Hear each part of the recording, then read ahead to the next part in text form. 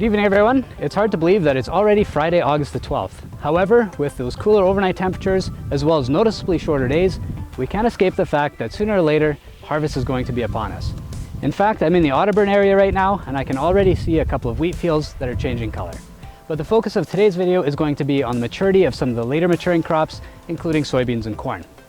Right now, I'm in a field of P006 A37X soybeans that were planted on May the 18th, which is probably an average planting date for the 2022 season.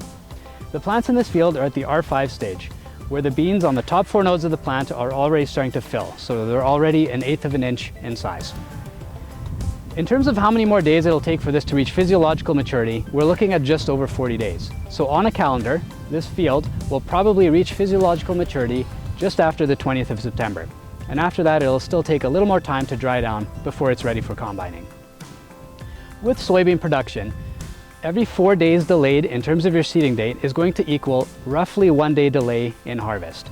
So we do have some soybean fields that were planted well into June, in fact some right to the middle of June, and those won't be ready to reach physiological maturity until the end of September. So we definitely don't want an early frost this year. One other thing on soybeans that we're seeing more of is soybean aphids. And again, the spraying threshold for that is going to be 250 aphids per plant on average across the field. And you want those numbers to be increasing. So again, once you reach the R6 stage where we have full pods of seed, the return for spraying is going to be diminished. So we have roughly another week to 10 days of important scouting for soybean aphids.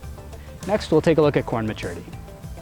A topic that's come up numerous times this year is just how long the corn planting season was. And we're going to take a look at the effects of that now.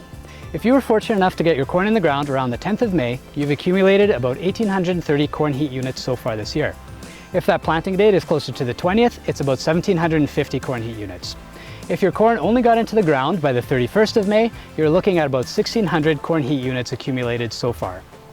This means that it's going to affect your crop staging. However, the majority of grain corn that we've been seeing is at that R2 stage, where those kernels are blistered, they're filled with clear fluid, and that embryo is currently developing. This means that we still have about 45 days to go to reach physiological maturity. So we don't really want to frost until the end of September in order to preserve the top end yield potential as well as to achieve the highest possible bushel weights. In terms of silage timing, it's going to be all over the map. Right now I'm in a field of P8736 Acre Max that was planted on May the 27th. This is a later pollinating hybrid, and in this case it still hasn't quite completed pollination. So this crop is not going to be ready for silaging until at least the end of September. On my left here is some of the latest planted corn. This was planted just after the middle of June, and the hybrid here is P7211 Acre Max. This is going to be flowering in only about 10 days. However, if we have 6 more weeks of frost-free weather, we're still going to have great starch accumulation in these ears for silage.